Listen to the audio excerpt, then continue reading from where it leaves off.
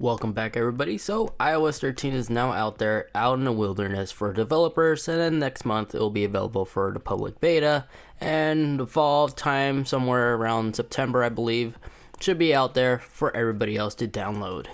But these were the 10 top things, new features that I really do like and you guys should be aware of.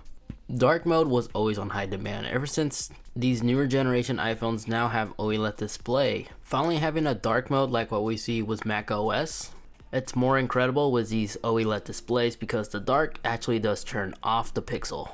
But with iOS 13, we finally get that, and man, this has changed the entire experience. Not only when this is enabled, it does a really great job on hiding that notch, but it also seems like it's less stressful for your eyes. I like how there's a few different ways to enable this. The first one, simply just bring down your control center, hold down on the brightness, and you'll see it down here. The second and third way to do this, simply just go into your settings, go to display and brightness, and you can switch it right here. There's also a setting here if you wanted to enable and adjust throughout your entire day, so to sunrise to sunset kind of thing. And you can also manually set a schedule, a time schedule, if you wish to do that as well. Then the next greatest feature is finally being able to link an Xbox One or a PlayStation 4 controller. This is awesome because even third-party controllers are as expensive as these official, true gaming controllers with extreme engineering that took place to create these controllers to be extremely comfortable. With iOS 13, this is supported for not only the phone, but also for iPad OS. The pairing process is really easy. For a PlayStation 4 controller, simply hold down the power button as well as the share button at the same time until you see the LED light start flashing. From here, just simply go into your Bluetooth discovered devices and simply just tap it to connect.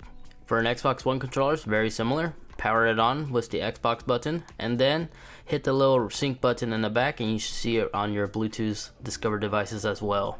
Then once connected, of course you could play Fortnite or other controller supportive gaming devices, but if you have the PlayStation Remote Play, you can technically play triple game title games on your iPhone, or even better, an iPad with a larger display. Face ID to unlock definitely did get enhanced in its performance. I noticed that the unlocking speed unlocks almost immediately now, even quicker. This is great, especially when you pay with Apple Pay, as literally the first second it's already unlocked and I can select whatever card I want to pay with. And then the new video editing tools that we got are great. I no longer have to export this video clip to something like Final Cut X or Adobe Premiere to correct a couple of things. I could do it all off the phone. This makes sharing this video footage to whoever or on social media far more convenient and easy, that everybody could easily do it.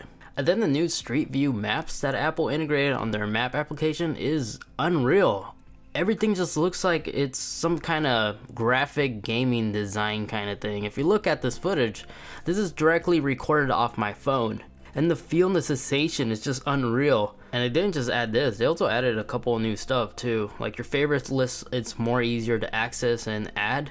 And then if you're using Apple CarPlay, you could actually share your ETA time now. Let's say you're going to meet up with a friend at a restaurant.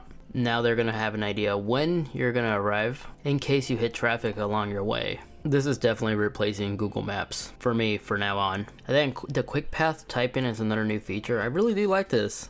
It works really smoothly. Each and every time I'm using this, I'm starting to get the hang of this. Just being able to type in words by just quickly swiping back and forth. I notice autocorrection isn't butting in as much. So by simply using this feature, I noticed I no longer have to do those autocorrection corrections that I'm sure everybody at least experienced. And then that new share sheet update, it's really cool actually.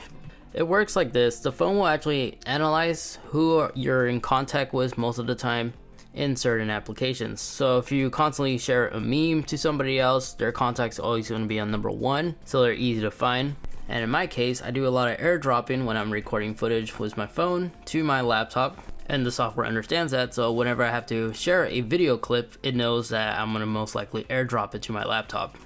Automatic spam calls is another thing that iOS 13 has now integrated. So whenever you receive an unknown phone call, the unknown caller will go directly to voicemail, so your phone will not ring if you want this enabled. And if it's really important, they could just leave a voicemail. If not, it's most likely just a robot.